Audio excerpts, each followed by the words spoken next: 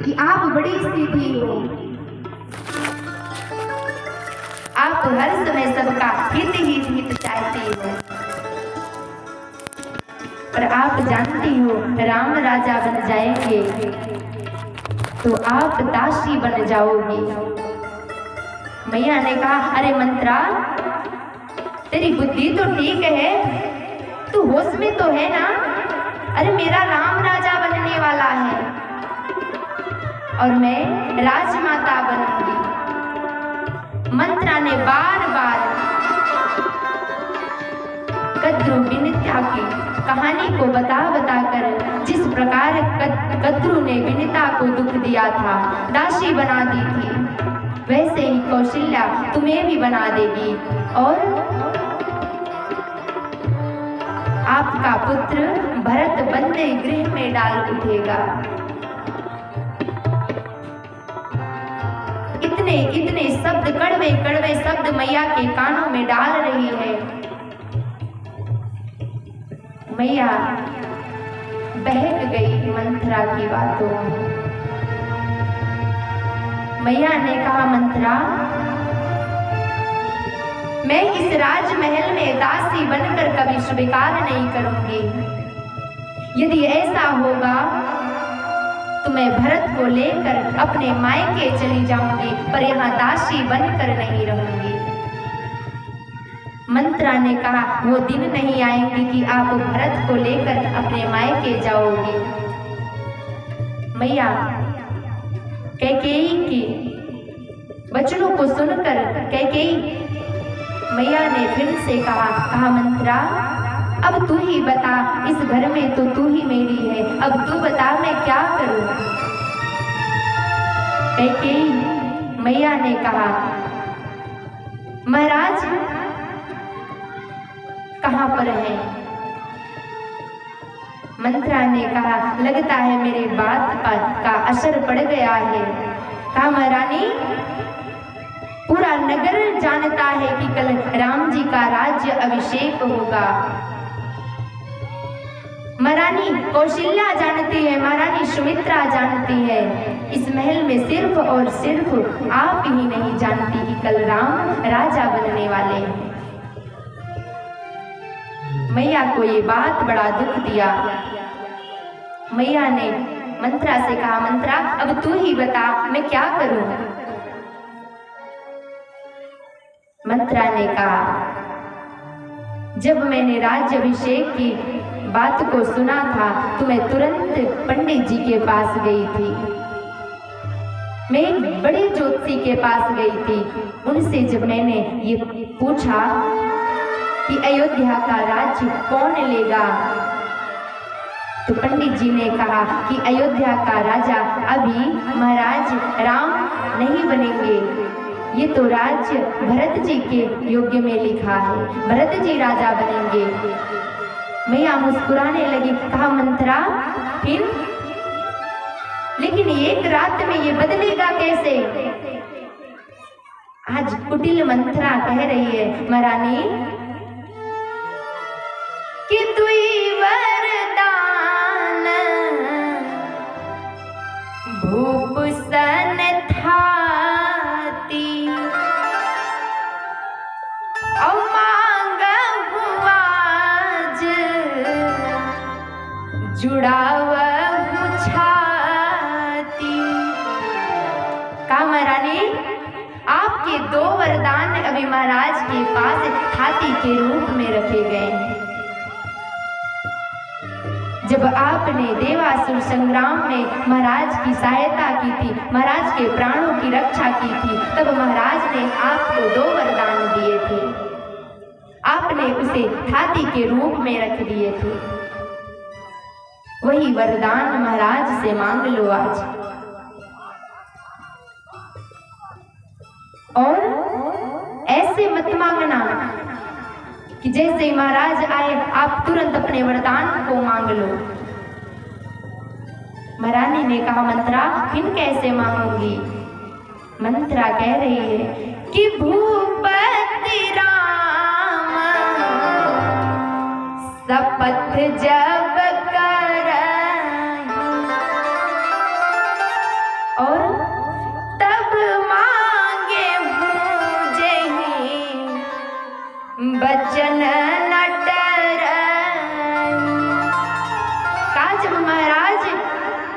राम जी की कसम को खा लेंगे तब अपने वचन को मांगना, तब तुम्हारे वचन नहीं टलेंगे, वरना ऐसे मांग लोगी तो महाराज इस वचन को कभी नहीं देंगे। आज मंत्रा मैया कैकेयी को भर देती है। मैया कैकेयी कहती है अब बताओ अब मैं क्या करूं। कहती है आप जाकर कोप भवन में बैठ जाओ और ऐसे नहीं अपने वेश को बदल लो। काले काले वस्त्र लाकर मैया के हाथ में दे देती है। कहती हैं बाल को खुला कर लो, अपने सिंदूर को मिटा दो और जाकर कोप भवन में ऐसे ही नीचे पौड़ जाओ। महाराज आएंगे तो आप अपने 2 वचन को मांग लेना। महारानी कैकेयी जैसे मंत्रा कहती है वैसे वैसे जाकर कोप भवन में अपने वेश को बदलकर जाकर जमीन पर सो जाती है। और इधर जैसे ही शाम होती है महाराज अपने राज्य कारभार से उन्हें जैसे ही समय मिलता है इतने प्रसन्न हैं। महाराज इसलिए नहीं बताए क्योंकि वो बहुत व्यस्त थे। महाराज ने सोचा ये समाचार सुनते ही कैकेयी बड़ी प्रसन्न होगी, मैं कैकेयी के उस प्रसन्नता को देखना चाहता हूँ, इसलिए मैं शाम को जाकर कैकेयी को अपने मुखों से बताऊंगा। महाराज माँ कैकेयी के कक्ष में आते हैं। जैसे ही कैकेयी के कक्ष में आए और मंत्रा वहां पर बैठी है, महाराज ने पूछा अरे दासी मंत्रा महारानी कहाँ गई? तो मंत्रा ने मुंह से कोई शब्द नहीं निकाला, हाथों से इशारा देकर कोप भवन की तरफ दिखाती है। जैसे ही कोप भवन की तरफ इशारा करती है मंत्रा, महाराज कप जाते हैं कि इतने शुभ अवसर पर महारानी कोप भवन में क्या कर रहे हैं। पहले राजाओं के महल में एक कोप भवन रहता था। स्त्रियों को जब कुछ चाहिए था, कुछ मांगना था, क्रोध आता था तो उसी कोप भवन में जाकर वो क्रोधित होती थी, वो मांगती थी, वो करती थी। महाराज डरते डरते जाकर सरकार माँ कैकेयी भी ऐसी ही राजकुमारी नहीं थी, वो वीरांगना थी। महाराज तो हर समय देवासुर संग्राम में युद्ध करने जाते थे, पर पूरे अयोध्या का राजभार माँ कैकेयी संभालती थी, इसलिए महाराज को अत्यंत प्रिय थी। आज महाराज डरते हुए जाकर कोप भवन के दरवाजे को खोलते हैं। महारानी ऐसे ही पड़ी हुई है। महाराज जाकर महारानी के पास बैठ जाते हैं और उन्हें उनके बालों को सहलाते हैं। अरे महारानी क्या हुआ? आप कोप भवन में क्यों आई हैं? कारण तो बताओ। यदि आपको कुछ चाहिए था तो आप मुझसे बाहर ही कह देती, मैं दे देता। कोप भवन में आने की क्या जरूरत थी? अनेक नाम से महाराज संबोधित कर रहे हैं मैया को। बाबा गोस्वामी जी कहते हैं कि बार बार कह सुमुख सिलोचनी पिक वचनी कारण मोहि सुना गजगामनी निज कोप कर। हे हाथी के जैसे मतवाली चाल चलने वाली महारानी, पिक वचनी कोयल के जैसी सुंदर बोलने वाली महारानी, आप ऐसे कोप भवन में किस कारण हेतु आई हैं? मुझे कारण तो बताओ। महारानी कुछ नहीं बोलती है। महारानी अपने घात में बैठी है। फिर महाराज कहते हैं, आपको कुछ चाहिए? आप कुछ मांगना चाहती हैं मुझसे? यदि आपको कुछ चाहिए तो आप निःशंक मुझसे कहो, मैं क्षण मात्र का देरी नहीं करूंगा, तुरंत करूंगा। आप बताओ तो। महाराज के ऐसे वचनों को सुनकर महारानी कैकेयी काल के समान खड़ी हो जाती हैं और दहाड़ कर कहती हैं, क्या कि मांग मांग कहो पिया, और कबहु न दे न ले, और देने कहूं वरदान दुई, त्यों पावक संदेह। महाराज, आप बार बार कहते हैं कि मुझसे कुछ मांग लो, मुझसे कुछ मांग लो, पर आप कभी मुझे कुछ देते नहीं हैं। मुझे तो अपने उस 2 वरदान को भी मांगने में संकोच लगता है कि शायद आप उस 2 वरदान को देते हैं या नहीं, पता नहीं, उसे भूल गए हैं। महाराज मुस्कुराने लगे, कहा, देवी आप उस 2 वरदान के लिए आज कोप भवन में आई हो। मैं 2 नहीं, मैं आज इतना प्रसन्न हूँ, इतना प्रसन्न हूँ कि मैं तुम्हें 2 के बजाय 4 वरदान, जितना वरदान मांगना चाहो उतना मांग लो, मैं उतना देने के लिए तैयार हूँ।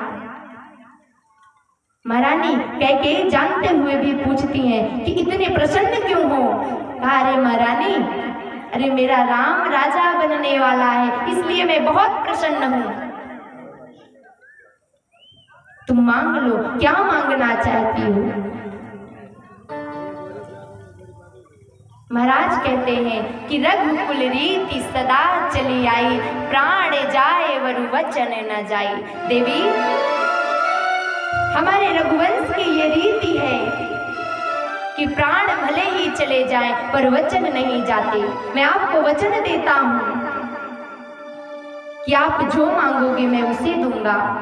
महारानी कैकेयी फिर भी कहती है, ऐसे नहीं, आप पहले राम का शपथ लो कि मैं जो मांगूंगी वो दोगी। महाराज जल को हाथ में लेकर राम का शपथ लेते हैं, कहते हैं, महारानी आज तुम जो मांगोगी मैं उसे दूंगा।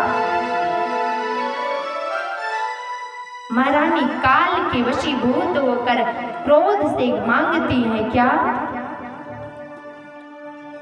कि सुनहु प्राण प्रिय भावत जी का, और देहु एक बर भरत टीका। महारानी ने कहा, महाराज मेरे पहले वरदान में मैं ये मांगती हूँ कि मेरे भरत को राज्याभिषेक दिया जाए। राज्याभिषेक की बात सुनकर महाराज थोड़ा कप जरूर गए, लेकिन फिर मुस्कुरा कर बोले, महारानी यदि आपको ऐसा मांगना था तो आप बाहर मांग लेती, मैं प्रसन्नता से दे देता, क्योंकि राम को राज्य का मोह नहीं है। राम तो पहले ही कह रहा था कि इस राज्य को भरत को दिया जाए। ये मेरी अनुमति थी, ये मेरा आदेश था, इसलिए मैंने राम को राज्याभिषेक दिया। महारानी कहती है, महाराज ये तो मैं पहले जानती थी कि इस वरदान को आप मुझे ऐसे सहज में ही दे देंगे, पर मेरे दूसरे वरदान को तो सुनो कि मांगू दूसर वर कर जोरी, अपूर्वहु नाथ मनोरथ मोरी। सरकार मैं दूसरे वरदान को मांगने चल रही हूँ, मेरे वचनों को पूरा करो। महाराज मुस्कुराने लगते हैं, कहते महारानी आप दूसरा दूसरा वरदान ऐसे गिड़गिड़ा कर क्यों मांग रही है, हाथ को जोड़ कर क्यों मांग रही है? आप निसंकोच मांगो, मैं देने के लिए तैयार हूं। महारानी दूसरे वरदान को मांगती है कि तापस बेस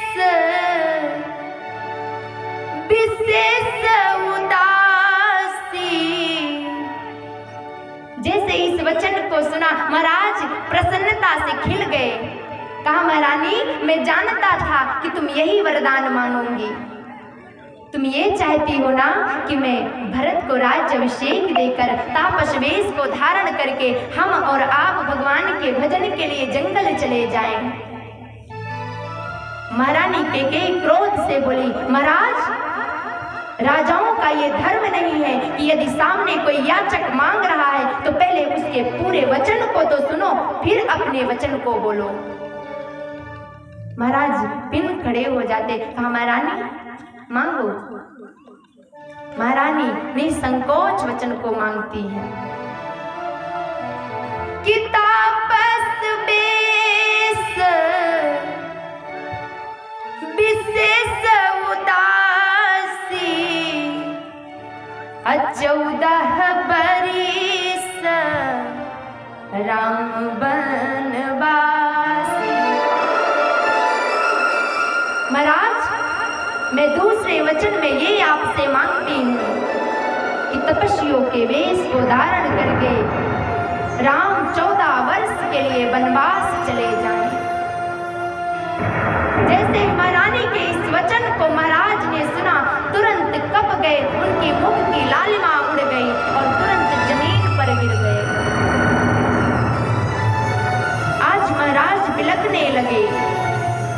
कहा महारानी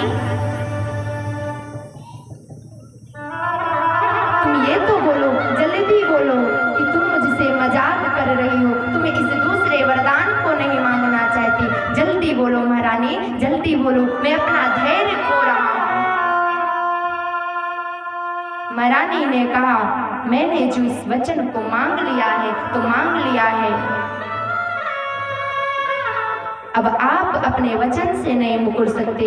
आपने राम का शपथ लिया है।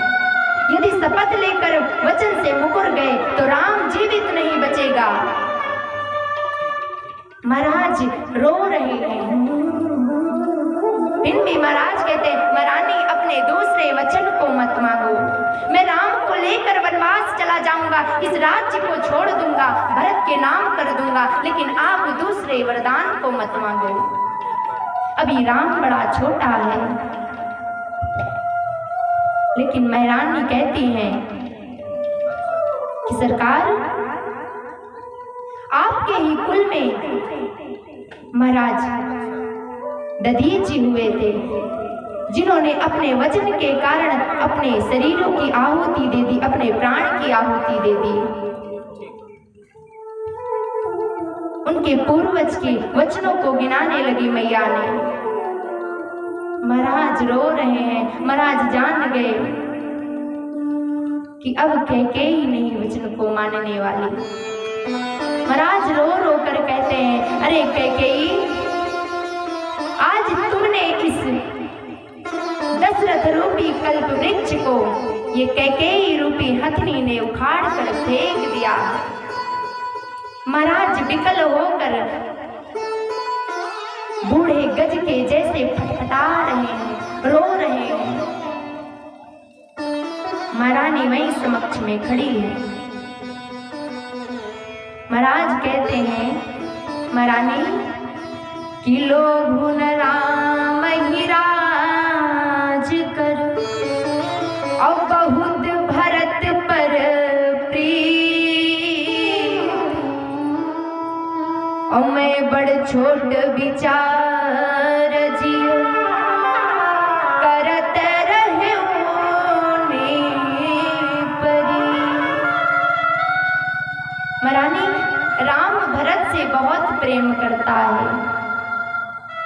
राम को राज्य का मोह नहीं है। ये तो मैं अपने विचार से बड़ा छोटा समझकर राम को राजा बनाने वाला था।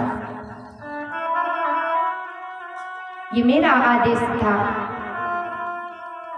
लेकिन महारानी एक नहीं सुनती। महारानी बैठी है। जैसे ही प्रातः होती है, सभी प्रजाएं मंगलचार गा रही हैं। आज मेरे राम राजा बनने वाले हैं, आज मेरे राम युवराज बनने वाले हैं। जैसे इस प्रजा के शब्दों को महाराज के कान में जाता है, महाराज और बिलखने लगते हैं। आज सारी प्रजा महाराज के दरबार के सामने खड़ी है। सभी प्रजा कहती है, आज महाराज इतनी देर में क्यों उठ रहे हैं? महाराज तो प्रातः उठ जाते हैं, सबसे पहले अपने प्रजाओं से मिलते हैं। आज महाराज को क्या हो गया है? आज राम का राज्याभिषेक है, महाराज अभी तक उठे नहीं। तब तक सुमंत जी आते हैं। सभी ने कहा, सुमंत जी जाकर महाराज जी को जगा दो कि आज मेरा राम राजा बनने वाला है, आज तो थोड़ा जल्दी उठ जाएं। सभी प्रजा महाराज के दरबार के समक्ष खड़ी है। महाराज के दरबार में आकर सुमंत जी जैसे ही मैया कैकेयी के कक्ष में पहुंचते हैं, महाराज दशरथ को इस अवस्था में देखकर सुमंत जी कप जाते हैं। मैया कैकेयी से पूछते हैं, महारानी महाराज को क्या हो गया है? माँ कैकेयी ने कठोर शब्द बोले, कहा, सुमंत कल शाम से ही महाराज राम राम रट रहे हैं, जाकर राम को बुला लाओ। महाराज राम से मिलना चाहते हैं, राम से कुछ कहना चाहते हैं। सुमंत जी माँ कैकेयी के महल से निकलते हैं, ऐसे मुंह लटका कर जा रहे हैं। सभी प्रजा देख रही है। सारी प्रजा शांत हो गई। लगता है कुछ ना कुछ अवश्य घटना घट गई है। महाराज राम जी के कक्ष में जैसे ही सुमंत जी गए, प्रभु श्री राम दौड़कर अपने पिता के जैसे आदर किया है सुमंत जी का। सुमंत जी को आसन पर बिठाया है और आने का कारण पूछते हैं। सुमंत जी ने कहा, आपको पिताजी बुला रहे हैं। राम जी तुरंत सुमंत जी के साथ पिताजी के कक्ष में आते हैं और जैसे ही देखें कि राम राम रट विकल हुआ, राम राम का रट लगाकर महाराज बिलख रहे हैं। राम जी ने देखा, तुरंत मैया से पूछ रहे हैं, माँ पिताजी को क्या हो गया है? पिताजी ऐसे क्यों पड़े हैं? मैया ने कहा, राम मैंने तुम्हारे पिताजी से 2 वरदान मांगे हैं।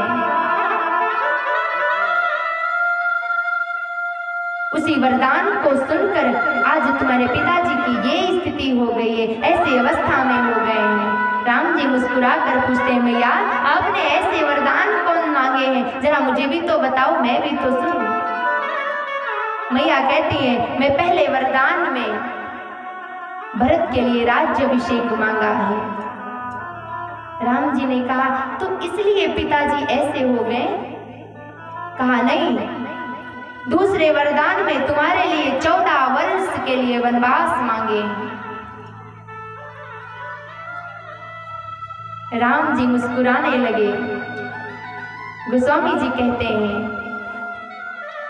कि सुनो जननी सोई सुत बड़ भागी, जो पितु मात बचन अनुरागी।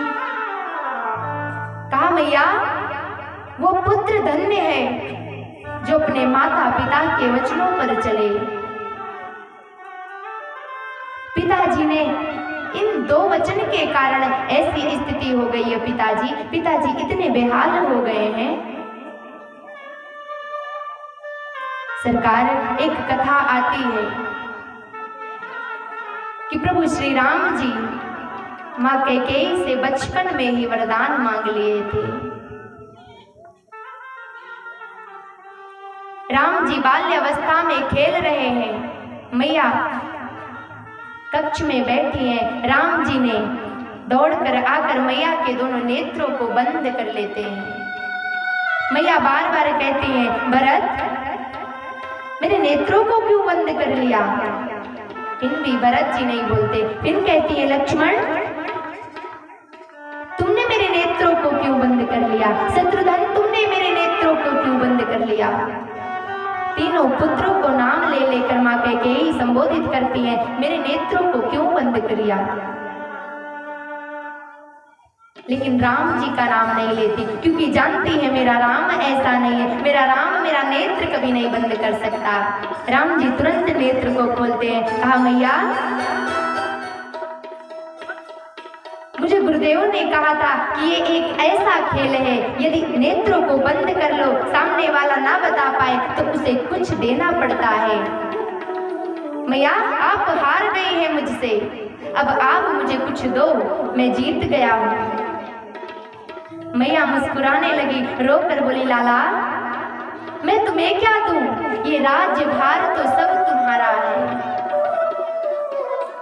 जब सब तुम्हारा है तो मैं क्या दे सकती हूँ तुमको? कहा, नहीं मैया मैं आपसे कुछ मांगना चाहती हूँ। जो आप दे सकती हो वो हमारी माँ कौशल्या नहीं दे सकती, वो माँ सुमित्रा नहीं दे सकती, संसार की कोई माँ नहीं दे सकती। जो आप दे सकती हो। माँ कैकेयी ने कहा, लाला मांगो तो क्या मांगना चाहते हो? कहा, मैया यहाँ नहीं मांगूंगा, यहाँ मांगूंगा तो लक्ष्मण सुन लेगा। आप कक्ष में चलो, मैं कक्ष में मांगूंगा। मैया कक्ष में जाती हैं।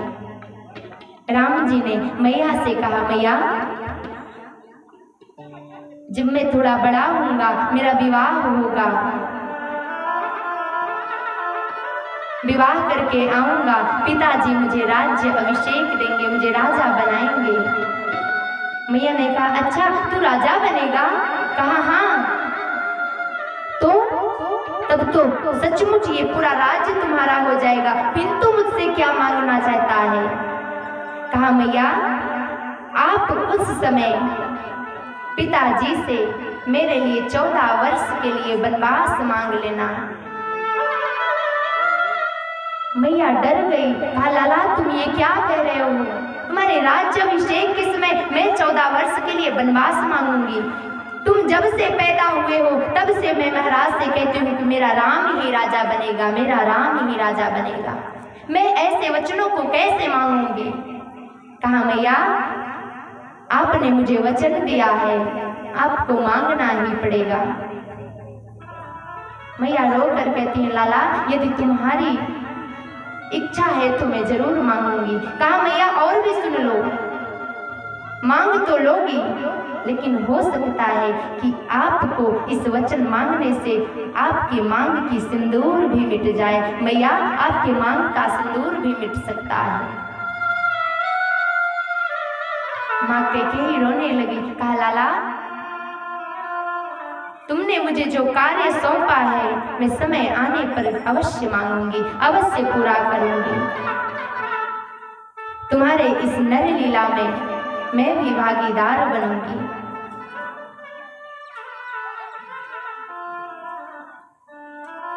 सरकार आज मैया वही समय देखकर महाराज से ये वचन मांग लेती हैं।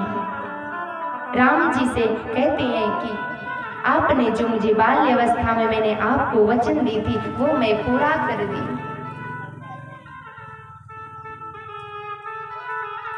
मैया कलंक से जी रही हैं। पूरा संसार में यदि कोई अपने बच्चे का नाम आज तक कैकेयी कोई नहीं रखना चाहता, धन्य है माँ कैकेयी। माँ ने परोपकार के लिए, इस जनमानस के कल्याण के लिए स्वयं विष को पिया है। यदि शिव जी ने कालकूट विष को पिया था इस संसार के लिए, तो माँ कैकेयी ने भी कलंक रूपी विष को पिया है। आज राम जी मुस्कुरा रहे हैं और माँ कैकेयी के कक्ष से तुरंत माँ कौशल्या के कक्ष में जाते हैं। माँ कौशल्या बैठी हैं, जैसे ही राम जी को देखा मुस्कुराने लगी। कहा, राम तुम आ गए?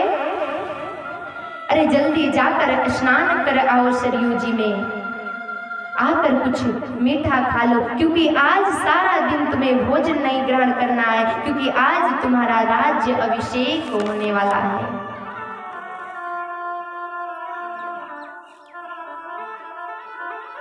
भगवान प्रसन्न है। भगवान को ना राज्य से मोह है, राज्य को सुनकर ना ही तो इतने प्रसन्न हो गए और ना ही तो वनवास सुनकर दुखी हो गए। प्रसन्नतामयान गताभिषेक तस्थता नममले वनवास दुखता। ना तो वनवास को सुनकर मां प्रभु दुखी हैं और ना ही राज्य को पाकर वो प्रसन्न थे। मैया कहती हैं कि तात जाऊं बल बेगी नहाऊं और जो मन भाव मधुर फल खाऊं। लाला जाकर स्नान कर लो और कोई मधुर फल खा लो, क्योंकि आज तुम्हारा राज्याभिषेक होने वाला है। अभी गुरुजी आते ही होंगे, आज सारा दिन तुम ऐसे ही रहोगे, अन्न को ग्रहण नहीं करोगे। राम जी मैया से कहते हैं, माँ मैं राजा तो जरूर बनूंगा, लेकिन इस अयोध्या का नहीं। मैया ने कहा, लाला शुभ अवसर पे ऐसे अशुभ वाणी क्यों बोल रहे हो? राम जी ने कहा, माँ मुझे पिताजी ने राज्याभिषेक दे दिया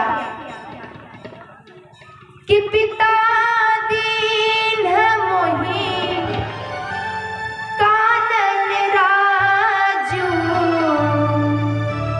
जहाँ सब भांति मोर बड़ काजू। माँ पिताजी ने मुझे अयोध्या का राजा नहीं, अयोध्या तो बहुत छोटी नगर है, बहुत छोटा राज्य है। पिताजी ने मुझे बहुत बड़ा राज्य दिया है, मुझे पूरे जंगल का राजा बनाया है, जहाँ पर मैं बहुत ही संतुष्ट रहूंगा, जहाँ पर मेरे बड़े कार्य हैं। मैया कौशल्या रोने लगी। कहा, लाला तुम ऐसा क्यों कह रहे हो? कहा, मैया मैं झूठ नहीं बोल रहा हूँ, अभी अभी पिताजी ने मुझे ये राज्य सौंपा है। मैया ने कहा, लाला यदि पिता का आदेश है, सिर्फ और सिर्फ पिताजी का आदेश है, तो एक पिता से 100 गुना ज्यादा बच्चों पर माँ का अधिकार होता है। यदि पिताजी ने तुम्हें जंगल का राजा बनाया है, तो मैं भी आदेश देती हूँ कि तुम जंगल के राजा नहीं, अयोध्या के ही राजा बनोगे। और यदि माता पिता दोनों ने तुम्हें आदेश दिया है, मैया कौशल्या जी ने कहा कि जो भी तुम्हारा कहूं बन जाना, तो कानन सत्यवध समान। यदि माता पिता दोनों का आदेश है लाला, तो इस अयोध्या क्या वो जंगल, ये अयोध्या के 1000 गुना ज्यादा वो तुम्हारे लिए वो जंगल शुभकारी होगा। मैया ने ये नहीं कहा कि माँ तो मैं हूँ तुम्हारी। मैया ने कहा यदि माँ कैकेयी और तुम्हारे पिताजी दोनों की अनुमति है, तो तुम्हारे लिए तो इस अयोध्या से अधिक सुंदर वो जंगल होगा। कहा जो जंगल में कोल की रात होंगे वही तुम्हारे माता पिता होंगे राम, तुम उनकी सेवा करना। धन्य है माँ कौशल्या। कहती है लाला अब तुम वन की तैयारी करो, क्योंकि माता और पिता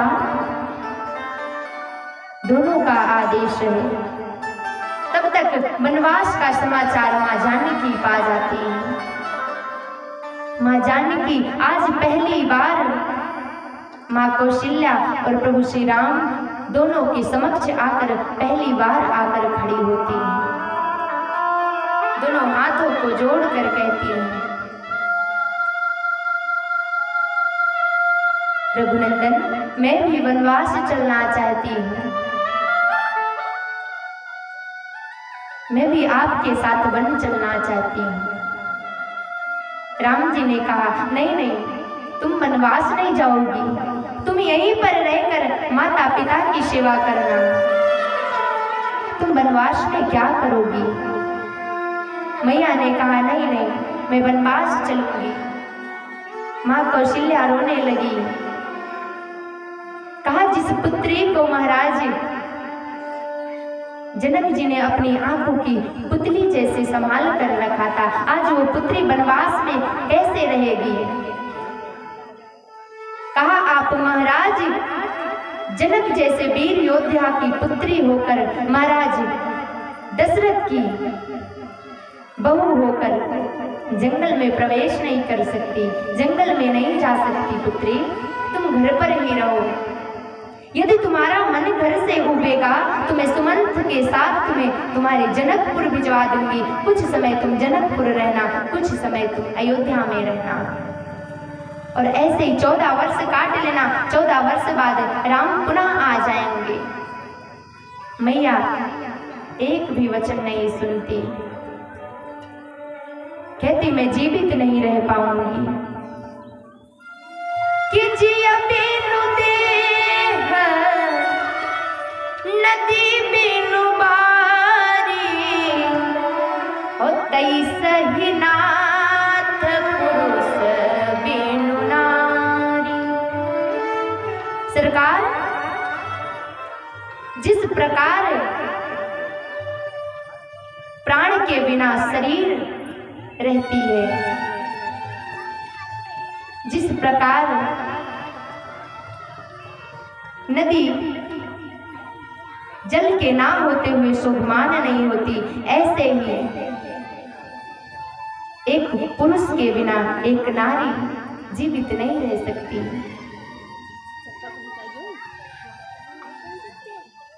मैया कौशल्या कहती हैं, पुत्री तुम महल में जानवरों की परछाइयों को देखकर डर जाती हो, जंगल में तो बड़े बड़े राक्षस जानवर शेर बाघ चीते मिलेंगे, कैसे उनके सामना करोगी? मैया ने बड़ा सुंदर भाव दिया। कहा मां हमारे साथ श्री रघुनाथ तो किस बात की चिंता। मैया जब हमारे साथ रघुनाथ है तो मुझे किसी बात की चिंता नहीं है। माँ मैं इसलिए जा रही हूँ कि हमारे रघुनंदन के चरण बड़े कोमल हैं। मैं रघुनंदन के साथ इसलिए जा रही हूँ कि वनवास के मार्ग में मैं रघुनंदन के आगे आगे चलूंगी। जो भी कांटे उस कंकड़ दिखेंगे मैं उसे अपने पैरों से रौंदते हुए चलूंगी, ताकि हमारे रघुनंदन उस मार्ग से जाएं तो उनके पैरों में कांटे ना चुभे। बहुत प्रकार से समझाती है मैया, लेकिन मां सीता नहीं मानती।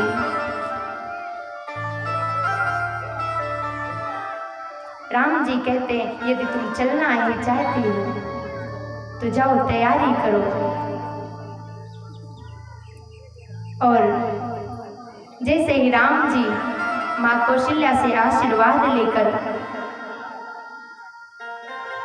तपस्वी वेश में धारण वेश को बनाते हैं, ऐसे ही समाचार जब लक्ष्मण पाए, इस समाचार को लक्ष्मण जी पाते हैं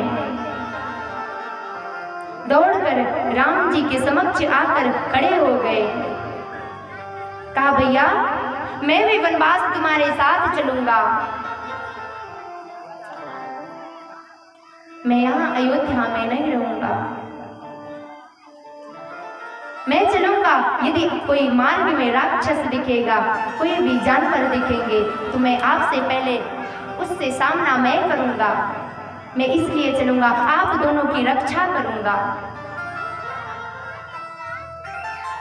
राम जी कहते हैं, लक्ष्मण यदि तुम चलोगे तो महाराज की अवस्था बड़ी बिगड़ रही है, महाराज को कौन देखेगा और इस राज्य को कौन संभालेगा। भरत शत्रुघ्न तो ननिहाल गए हैं, यदि तुम भी चले जाओगे तो महाराज अकेले पड़ जाएंगे, इस राज्य को कौन संभालेगा।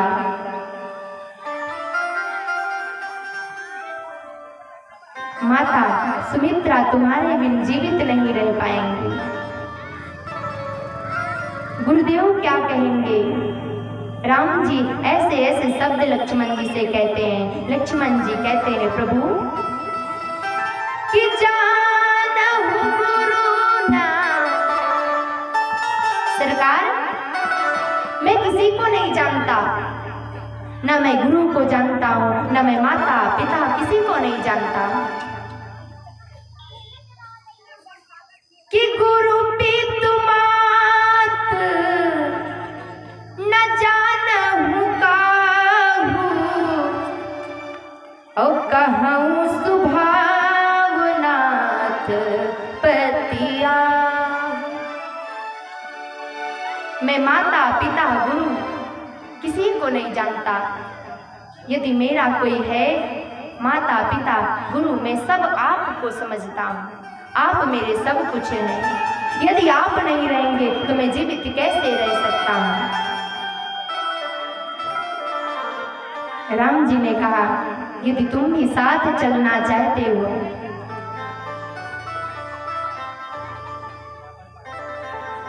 राम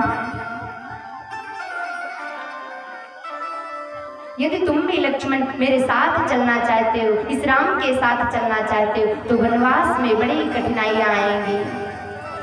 तुम तो यहाँ फूलों के जैसे रहते हो, यहाँ पे सोने के लिए गद्दे मिलते हैं, रजाइयां मिलती हैं ओढ़ने के लिए, वहां वनवास में कैसे रहोगे। राम जी समझाते हैं लक्ष्मण जी को।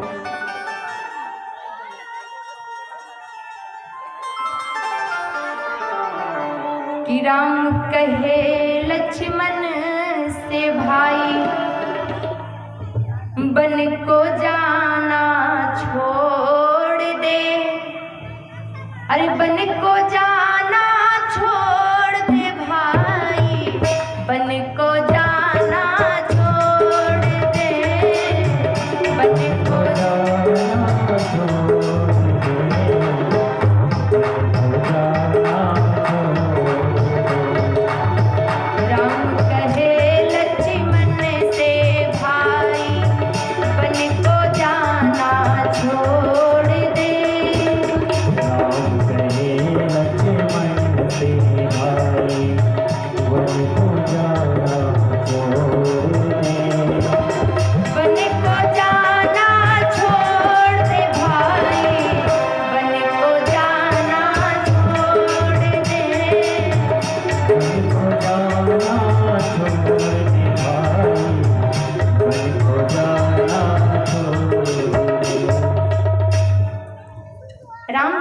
लक्ष्मण जी को समझाते हैं कि मेरे साथ वनवास मत चलो, लेकिन लक्ष्मण जी नहीं मानते।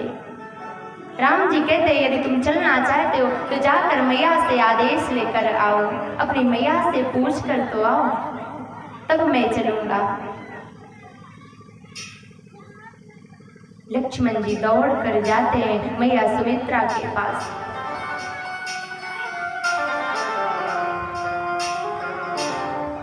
मैया सुमित्रा के चरणों में प्रणाम करते हैं। अब लक्ष्मण जी कैसे वनवास जाने के लिए पूछी। अभी मैया को ये नहीं पता है कि राम वनवास जा रहे हैं। अयोध्या में बड़ी दूर दूर महल तीनों रानियों के बने हैं।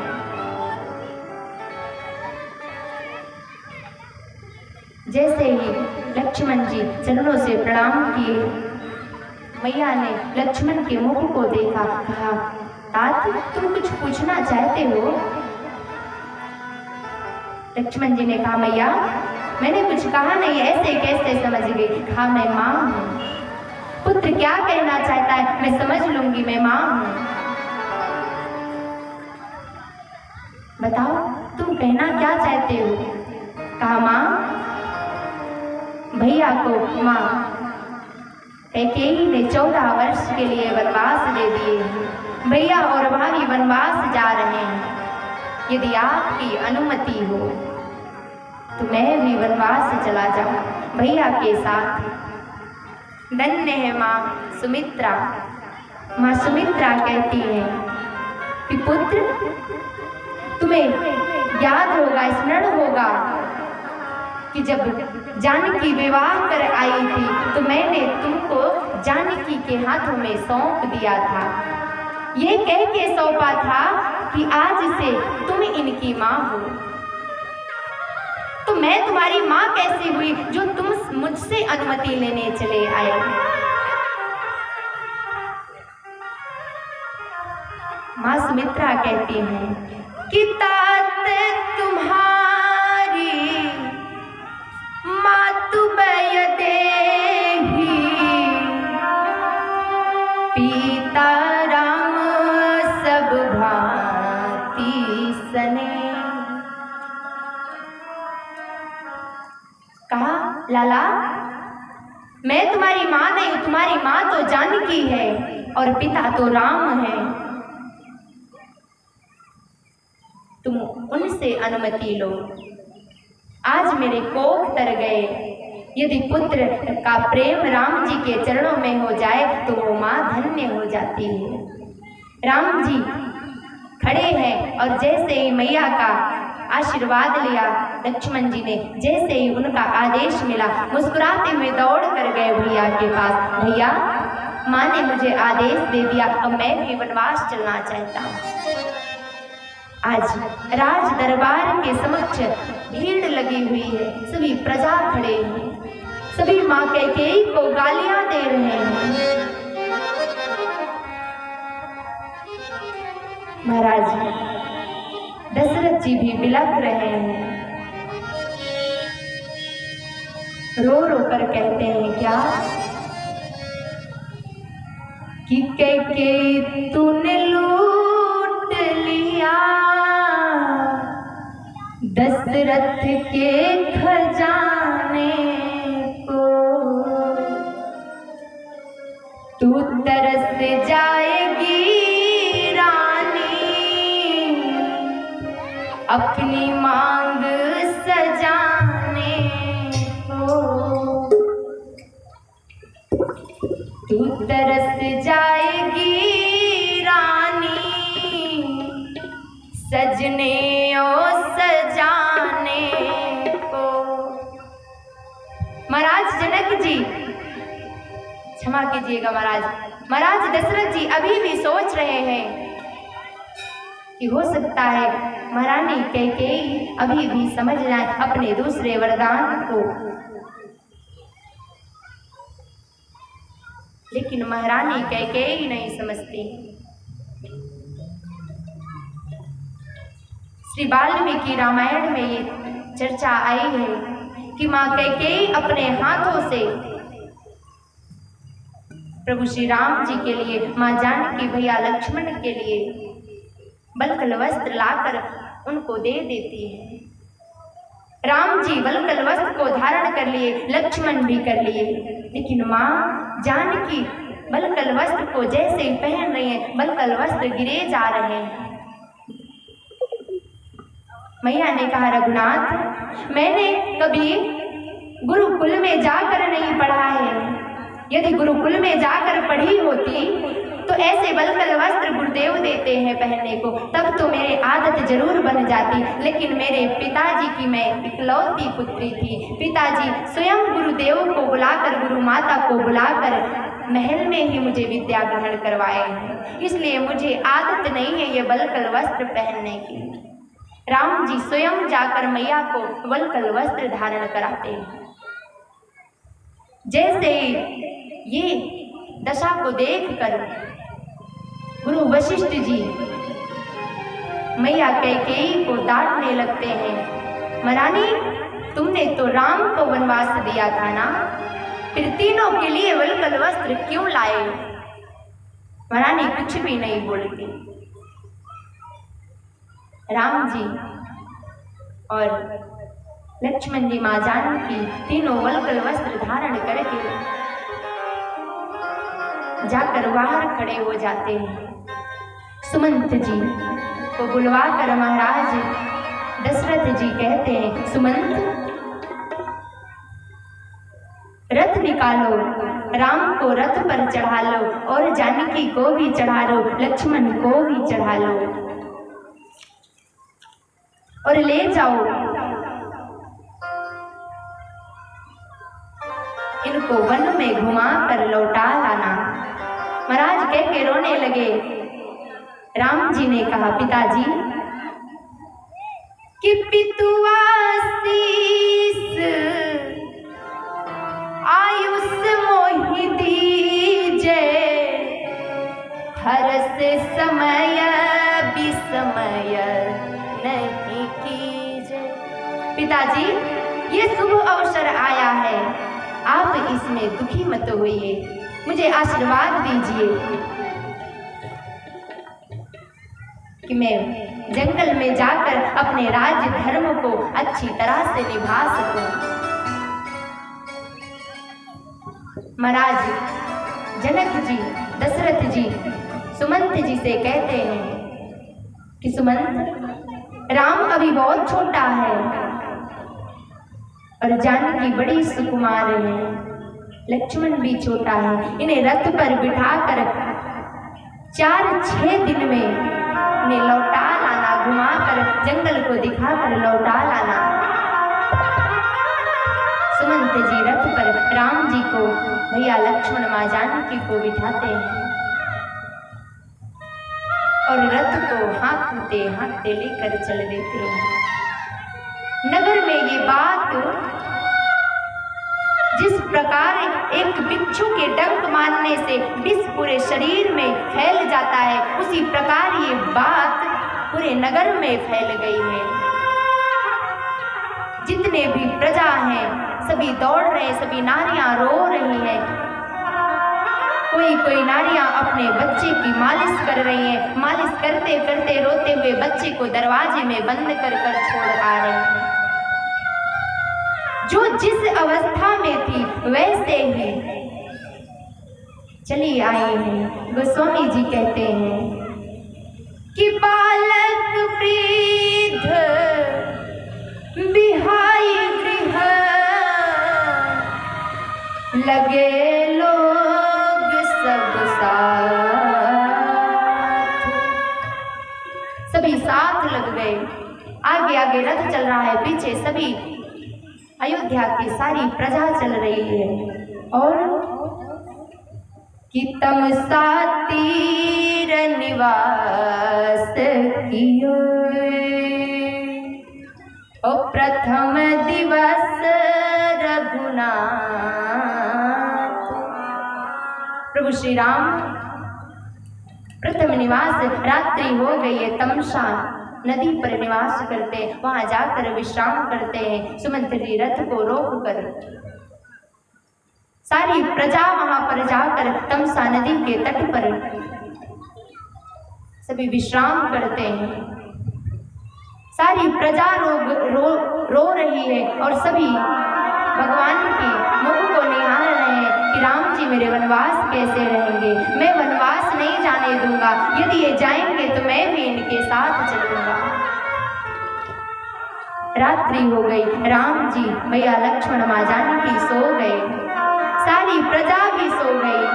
और जैसे ही प्रजा को सोते हुए प्रभु ने देखा, तुरंत जाकर सुमंत जी को उठाते हैं। सुमंत, सारी प्रजा सो रही है,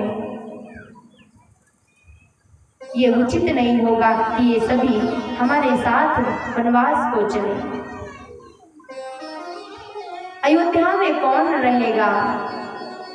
महाराज तो और भी लगकर मर जाएंगे यदि सारी प्रजा भी चली गई तो।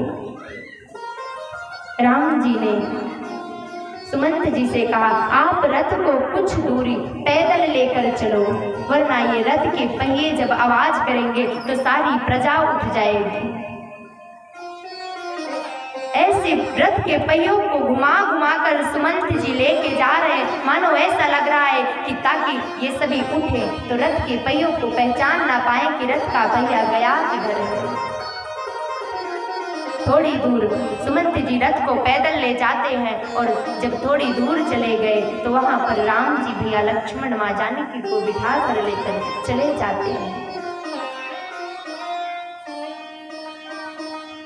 जैसे ही प्रातः हुआ सभी प्रजा उठती है, देखती है ना प्रभु राम, ना माँ जानकी, ना सुमंत जी, ना भैया लक्ष्मण, सभी प्रजा रोने लगी।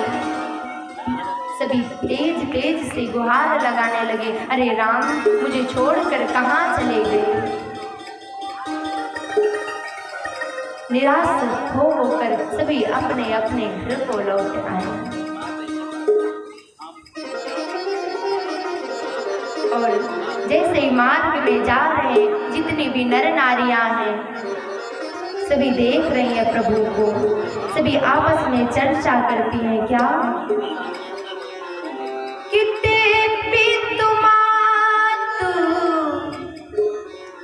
कहूँ सखी कैसे और जिन्हीं पठये बनवा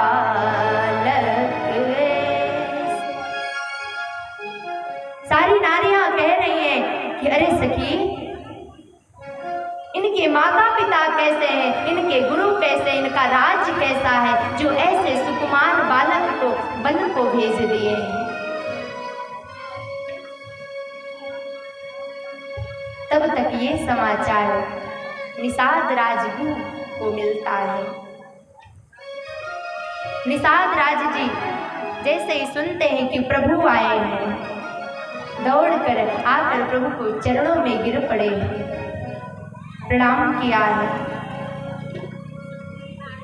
सारी नर नारियां रो रही हैं, जितने भी अयोध्यावासी हैं लौट रहे हैं, सखियां रो रही हैं, कहती हैं क्या, सुना राम लखन सिया बन गयो